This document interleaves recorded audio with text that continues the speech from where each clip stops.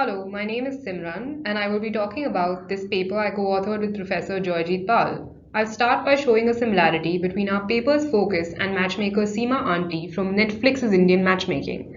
Then I'll get into our aims, method, sample, and what matchmaking has to do with the future of work. Seema Auntie's suggestion to her clients to dilute their preferences can help us understand matrimonial matchmaking in urban India, since parents make the same suggestion to their children to maintain family and community lineages. On the face of it, this creates intergenerational tension between parents and their children, tradition and modernity, as individuals seek to make their own choices in marriage. Yet literature in the social sciences has shown us how generations converge on reproducing middle-class status and upward mobility. So our first research aim was to examine the ways in which the practice of matchmaking is impacted by technology. Secondly, we wanted to explore the social life of matchmaking work. We know more about choice making in the CSCW literature, but how are choices offered? What normative ideals do they reproduce? Thirdly, we wanted to study the relationship between technology, work, and moral orders.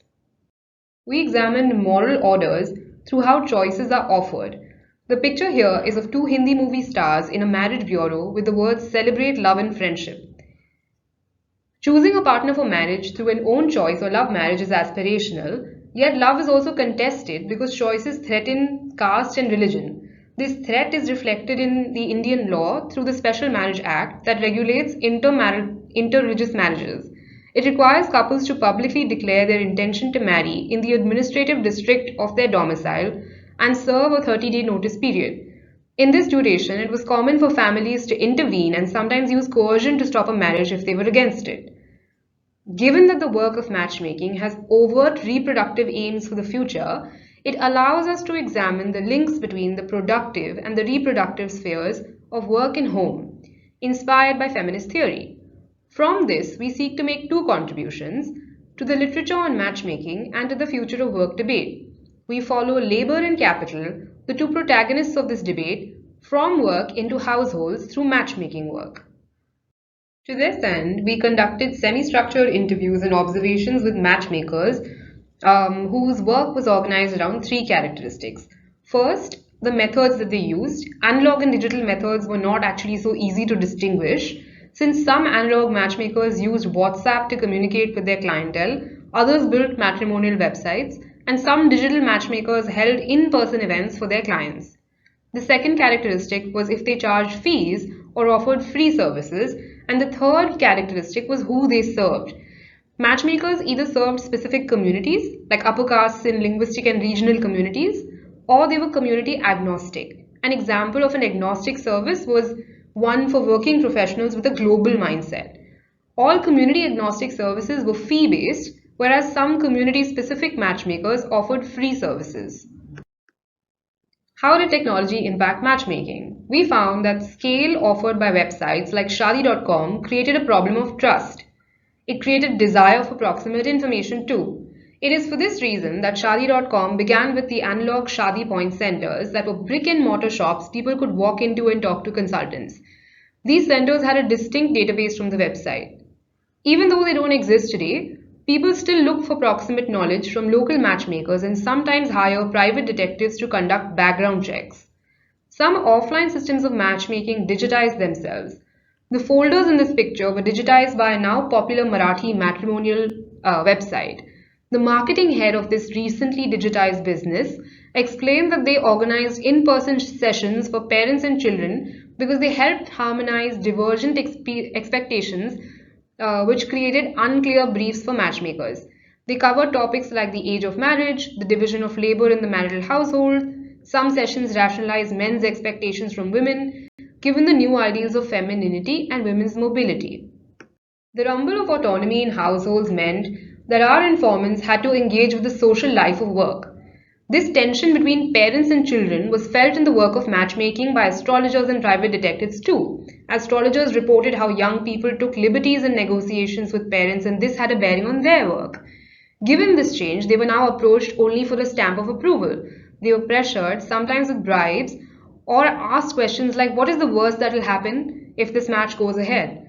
Autonomy enabled a new type of community agnostic matchmaking that offered friendly advice, kept parents out and helped young people find their tribe.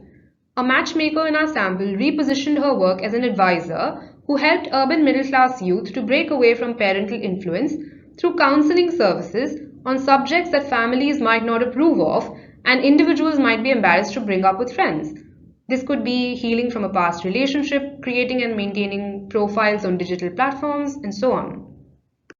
Does an aspiration for autonomy mean that genealogy or maintaining family lineages cease to matter? No. Community matchmakers goaded families to be more modern to secure genealogy, as you can see in the table here, whereas community agnostic matchmakers distanced themselves from parents, the guardians of tradition, yet they relied on family background by matching those with similar upbringing and family values, which were proxies of caste and class. In its apparent rejection of traditional genealogies, this work created new genealogies based on individual achievement.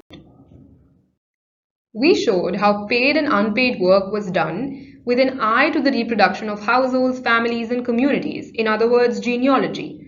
But does genealogy matter outside of matchmaking? What takeaways does it offer to the future of work?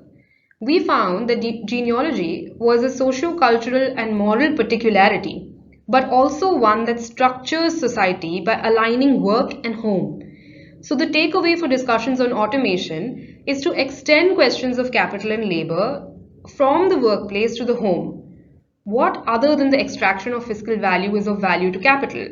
What can be gleaned from the tension between community-based and foreign capital? How does capital align its interests with the interests of other structures and institutions? Matchmaking poses challenges in genderization. Other types of work may have less immediate social entanglements. The distinction between labor and capital might be clearer in those forms of work, perhaps even antagonistic. Yet, domesticating labor and capital and following them from work into the communities and families that they reside in illuminates relationships between economic and social structures, institutions, practices, and the diverse moral projects capital may be invested in. So an automated present and future is and will be a contested one, rather than being the end of work. This is the abrupt ending to our presentation. Thank you.